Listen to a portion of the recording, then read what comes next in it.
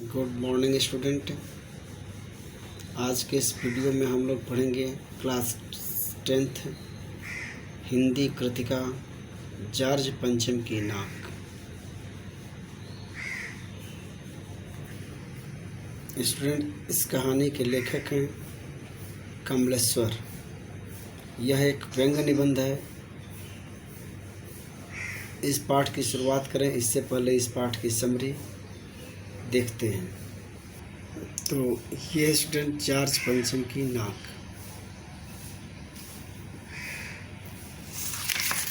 इस पाठ में स्टूडेंट आप देख रहे हैं कि किताब में, तो स्टूडेंट इस पाठ में आप देख रहे हैं कि पेज नंबर 10 में पर एक नाक का चित्र बना हुआ है। यह कहानी जॉर्ज पंचम की एक प्रतिमा, आप प्रतिमा न कहें बल्कि उनके एक विशेष हिस्से नाक के को केंद्र में रख कर के लिखी गई है। यह एक व्यंग्य निबंध है। जैसा कि आप जानते हैं कि हमारे हिंदी साहित्य में नाक को लेकर के अनेक मुहावरे प्रचलित हैं, जैसे नाको चने चबाना, नाक रगड़ना, नाक कटना, नाक आना, नाक जाना, नाक रखना। बहुत सारे मुहावरे प्रचलित हैं। स्टूडेंट्स, इस कहानी में जॉर्ज पंचम की नाक में पाठ में नाक मान सम्मान और प्रतिष्ठा की पहचान है, और इस पाठ के माध्यम से लेखक कमलेश्वर ने हमारी सभ्यता, हमारी मानसिकता पर एक करारा व्यंग्य किया है। करारा व्यंग्य किया है कि आज भी हम आज़ादी के इतने दिनों बाद स्वतंत्र देश के नागरिक होते हुए भी मानसिक रूप से गुलाम है। इसका अर्थ है कि आज भी हम दूसरे देश के लोगों को, वहाँ के संस्कृति को, उनकी भाषा को, उनकी पहनावा को, उनके खान पान के तरीके को अपने से श्रेष्ठ मानते हैं। जब हम दूसरों को ही अपने से श्रेष्ठ मानेंगे तो हमारे अंदर आत्मविश्वास कहाँ आएगा? हम अपने आप को श्रेष्ठ कम मानेंगे। तो यही व्यंग्य इस पाठ में कमलेश्वर ने किया है। आइए देखते हैं इस कहानी को का फर्स्ट स्टेंजा।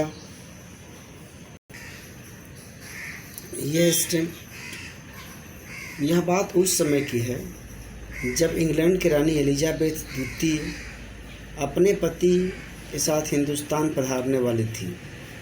अखबारों में उनकी चर्चा हो रही थी।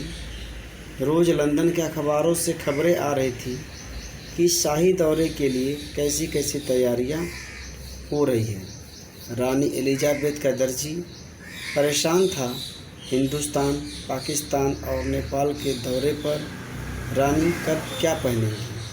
उनका सेक्रेटरी और शायद जासूस भी उनके पहले ही इस महाद्वीप का तूफ़ानी दौरा करने वाला था। आखिर कोई मजाक तो था नहीं। ज़माना चूँकि नया था, फ़ौज फाटे के साथ निकलने के दिन बीत चुके थे, इसलिए फ़ोटोग्राफ़रों की फ़ौज तैयार हो रही थी। इंग्लैंड के अखबारों की कतरने हिंदुस्तानी अखबारों में दूसरे दिन चिपकी नज़र आती थी कि रानी ने एक ऐसा हल्के नीले रंग का सूट बनवाया है जिसका रेशमी कपड़ा हिंदुस्तान से मंगाया गया है। करीब 400 पाउंड खर्चा उस सूट पर आया है। रानी एलिजाबेथ की जन्मपत्री भी छपी, फिल्म के कारनामे भी छपे, और तो और उनके नौकरों, बावर्चियों खानसामों अंगरक्षकों की पूरी जीवनिया देखने में आई। शाही महल में रहने वाले और पलने वाले कुत्तों तक की तस्वीर अखबारों में छप गई। बड़ी धूम थी, शोर शराबा था। शंख इंग्लैंड में बज रहा था, गूंज हिंदुस्तान में आ रही थी। तो स्टूडेंट, आज के वीडियो में हम लोग इतना ही पढ़ते हैं। इस वीडियो में आपने देखा कि इंग्लैंड की महारानी भारत दौरे पर आने वाली थी।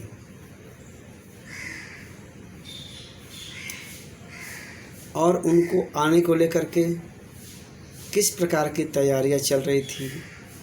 उनका दर्जी कितना परेशान था कि महारानी एलिजाबेथ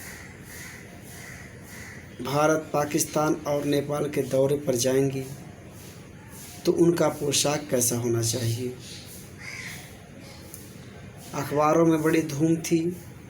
इंग्लैंड का समाचार दूसरे दिन हिंदुस्तान के अखबारों में चिपका हुआ दिखता था। महारानी एलिजाबेथ की जन्मपत्री, फिलिप के कारनामे और यहाँ तक कि उनके नौकरों, बावर्ची, अंगरक्षकों और शाही महल में पलने वाले कुत्तों तक की तस्वीर भी छपी। तो बड़ी धूम थी महारानी एलिजाबेथ को आने को लेकर के हिंदुस्तान में। इस पैरे के आधार पर स्टूडेंट, मैं आप लोगों को एक होमवर्क क्वेश्चन देना चाहता हूँ।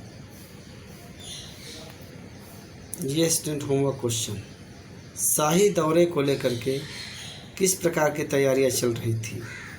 शाही दौरे को लेकर के किस प्रकार की तैयारियां चल रही थी। तो आज के वीडियो में स्टूडेंट इतना ही। तब तक के लिए स्टूडेंट थैंक यू, धन्यवाद।